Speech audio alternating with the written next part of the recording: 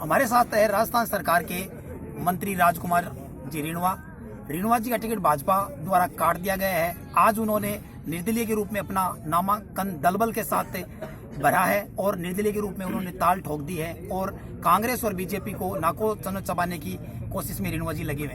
रेणुवा जी, हम आपसे ये जानना चाहेंगे कि भाजपा द्वारा आपका टिकट काट दिए जाने के बाद भाजपा को आप क्या संदेश देना चाहिए? मैंने देखा कि 4 दिन से जिस दिन से किसी आदमी ने पार्टी अचानक ज्वाइन की है, 2 बार हारा और दूसरी पार्टी ने भी उसको नहीं लिया, तब मेरे कार्यकर्ताओं में इतनी भयंकर निराशा होगी कि मैं 1 मिनट सेकंड भी फोन रुकता नहीं। 1 मिनट भी बात करता हूँ तो 10 मिस कॉल, 5 मिस कॉल।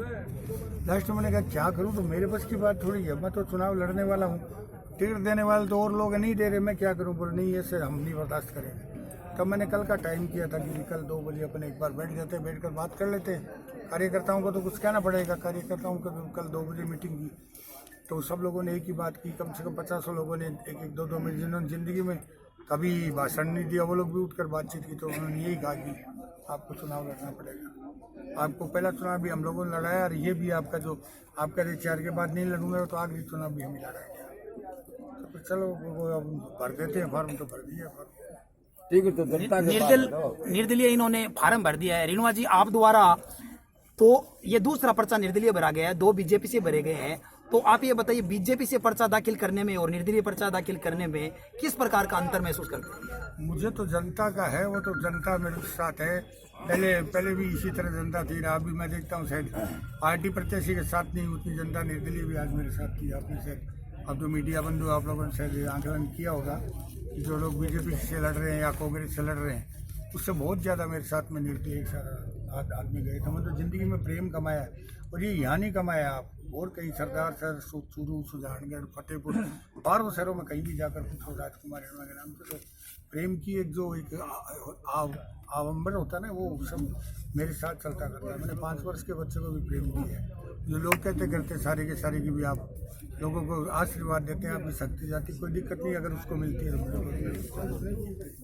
इन्होंने कहा मिलजुल के इन्होंने प्रेम कमाया है और ये इनके पर्चे में आज देखने को भी मिला है। रेणुवा जी, अगर त्रिशंकु सरकार की स्थिति रहती है और दोनों ही सरकारों में अगर उनके पास एमएलए कम रहते हैं, तो आपका रुझान किस तरफ रहेगा? मैं तो क्या है कि ये कोई सरकारों की और एमएलए की मुझे कोई ज़्यादा परवाह नहीं। मैं तो एक अन्याय के विरुद्ध में एक आवाज़ अपने कार्यकर्ताओं के चलती गई। अभी उनको बताया था मैंने पहले ही कि रहीम जी हुए थे, बहुत बड़े दानवीर हुए थे।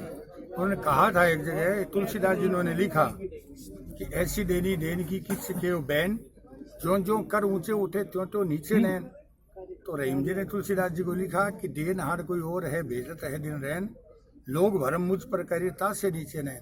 तो उन्होंने रामचरितमानस के बारे में भी रहीम जी ने लिखा था कि अनुचित वचन न मानिए जद भी गुरायसी गाड़ी, कह रहीम रघुनाथ थे सुजस भरत करवाड़ी। अनुचित बात अगर अपने से बड़ा विद्वान समर्थ आदमी भी बोलता है ना, तो उसकी बात को नहीं मानना चाहिए। अगर अपनी माँ कीर्ति की बात भरत मान लेता, तो आज भरत जी का सम्मान रघुनाथ जी से ज्यादा नहीं होता करता। यही बात शेक्सपियर ने भी कहा है, अगर आपके साथ में अन्याय हो रहा है तो ब्रेक द रूल, नियमों को तोड़ दो। क्योंकि हमारे वेद कह रहे हैं कि अन्याय सहना है, वो अन्याय करने से ज्यादा पाप का बलि होता करता है। हम अन्याय क्यों सही, हमारे कोई लोग थोड़ी राजनीति से। मैं कोई पैसा कमाने के लिए तो राजनीति में आया नहीं, सेवा के लिए आया हूँ। फिर जनता मौका देती तो करूंगा, नहीं तो नहीं। सिर्फ मेरा बैठ कर माला फिर मेरे कोई टेंशन थोड़ी है। जनता का मन है, जनता का मन है तो मैं आ गया मैदान में, मेरे को कोई टेंशन। इसका मतलब ये माने कि चुनाव आप नहीं लड़ रहे हैं, जनता लड़ रही है? जनता लड़ा रही है। जनता का दावा है। मेरा तो कहीं मन नहीं था कि ठीक है वो फिर चुनाव लड़ूं, पर जब कार्यकर्ता कह दिए हैं तो फिर मैंने इसका टेस्टिंग देखा हुआ मेरा, जनता में कितनी ताकत होती करती है। कोई उसका सामना करने की क्षमता नहीं किसी सरकार में न और किसी शक्ति में, क्योंकि वो भी अपने अहम ब्रह्मास्मि है, वो भी उसी का शक्ति का पुंज है। और सारे पुंज अगर इकट्ठा हो जाए तो फिर क्या आपको एक शक्ति का भी अधिक वो। तो रेणुवा जी ने घुमा फिरा कर बातें यही कही कि बीजेपी ने उनका टिकट काटकर उनके साथ अन्याय किया है और अन्याय को सबक सिखाने के लिए नियम तोड़ दिए जाने चाहिए, और उन्होंने नियम तोड़कर आज निर्दलीय के रूप में नामांकन दाखिल कर दिया है। अब देखना यह है कि रेणुवा जी बीजेपी को कहां तक सबक सिखाने में सफल हो पाते हैं। फर्स्ट इंडिया से संजय प्रजापत, चूरू।